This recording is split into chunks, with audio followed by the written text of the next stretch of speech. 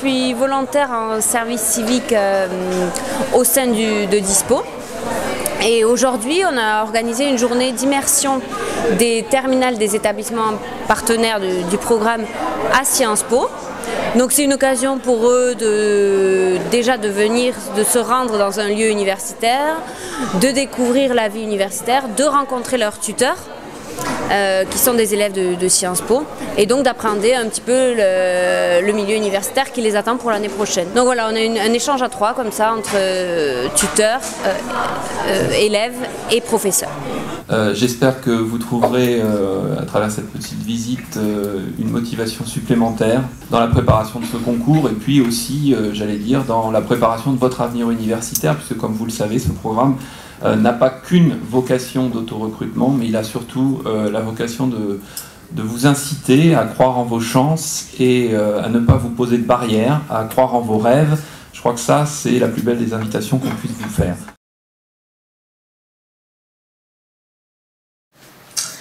Et on s'est vite rendu compte que si on s'en tenait au dictionnaire, eh ben, la définition était très insatisfaisante puisqu'il n'y a question que de connaissances. Bonjour, je m'appelle Michela Di Carlo, je suis professeure en philosophie et je suis une des 3 personnes qui ont collaboré à la préparation du cadrage de cette année sur le sujet de la science que nous venons de présenter aux étudiants. Nous avons pris un temps d'1 heure et demie pour commencer à déblayer ce sujet. Ça suscitait beaucoup d'intérêt, on a beaucoup revenu sur des questions d'actualité et je pense que ça aura suffisamment intéressé les étudiants pour qu'ils se mettent avec beaucoup de bonne volonté à affronter cette nouvelle épreuve de cette année. C'est très important, donc une autre question qu'on ira affronter dans notre cadrage, c'est les relations entre le monde politique et le monde du savoir, le monde de la science. Comment est-ce qu'ils peuvent s'influencer? Comment est-ce qu'ils peuvent conditionner? Quelle autonomie la science arrive à garder par rapport à la politique? Mais aussi, on le verra, quelle autonomie la politique arrive à garder par rapport à la science.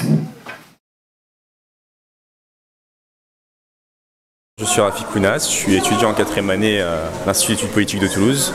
Alors j'ai choisi d'être tuteur dans le programme Dispo parce que je voulais aider à passer des concours, à préparer au mieux leur baccalauréat. Bonjour, je m'appelle Mathilde Dupas, je suis étudiante à Sciences Po Toulouse, et donc tutrice de terminale. Dédramatiser l'arrivée aux études supérieures, leur présenter comment ça fonctionne. Et pour moi c'est important parce que j'étais un peu dans leur situation venant d'un lycée rural. Je m'appelle Glenn Derrien, je suis en étudiant en 2e année à Sciences Po Toulouse. À mon avis, ce qui va être important, c'est d'établir un contact, déjà un peu d'égal à égal quand on est entre jeunes, entre guillemets, et puis de leur montrer que les études supérieures, c'est bien.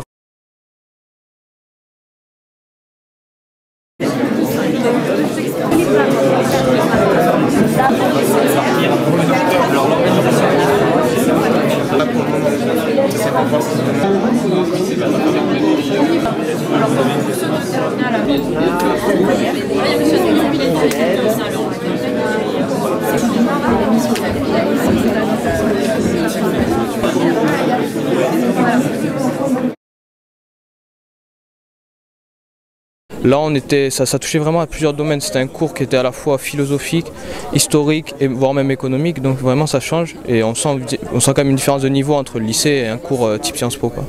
Mais là, vraiment, découvrir comment ça se passe à l'intérieur, voir les amphithéâtres, les lieux et voir un peu comment se passent les cours, ça nous a mis l'eau à la bouche. Premier cours en entier, oui.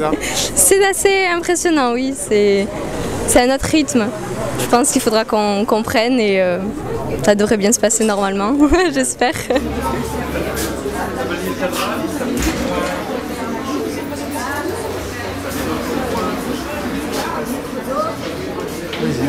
Oui.